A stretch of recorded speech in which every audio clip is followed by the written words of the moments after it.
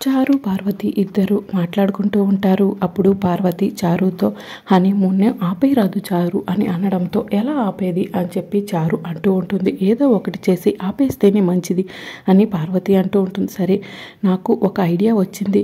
ముందు మేమిద్దరం రెడీ అయిపోయి బ్యాగులు రెడీ చేసుకుని బయటికి వస్తాము. మా ఆయన ముందు నడుచుకుంటూ వస్తూ ఉంటాడు, నేనేమో వెనకాల నడుచుకుంటూ బ్యాగ్ పట్టుకుని వస్తూ ఉంటాను. అప్పుడు నువ్వు ఉయ్యాల తాడుని కట్ చేసి ఆ ఉయ్యాల మాపై పడేలా చెయ్యి. అప్పుడు ఆ ఉయ్యాల సీను బావ నడుముకు తగిలి నడుము విరిగిపోతుంది. అప్పుడు హనీమూన్ క్యాన్సిల్ అయిపోతుంది అని చారు ప్లాన్ చెప్తుంది. నడుము విరగొట్టాలనా అని పార్వతి అడుగుతుంటుంది.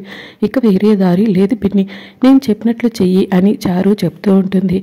అయితే వెళ్ళు బ్యాగులు సర్దుకో, బయటికి రండి, అప్పుడు నువ్వు నాకు సిగ్నల్ ఇవ్వు, అప్పుడు నేను ఉయ్యాల మీ పైన పడేలా చేస్తానని అనడంతో అలాగేనని చారు సీను ఇద్దరు కూడా గదిలోకి వెళ్ళి బ్యాగ్ పట్టుకుని బయటకు వస్తారు.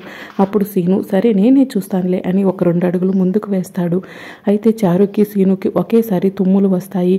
అప్పుడు పార్వతి తాడుని కట్ చేసి ఉయ్యాల తాడుని రెడీగా పట్టుకుని ఉంటుంది.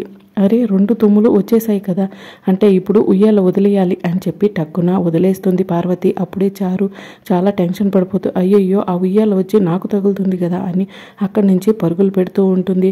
అయితే ఈ లోపలే పార్వతి తాడును వదిలేయడంతో ఆ ఉయ్యాల వచ్చి చారు నడుముకి చాలా బలంగా తగలడంతో చారు నడుము విరిగిపోయి కేకలు పెడుతూ కిందలు పడిపోతుంది.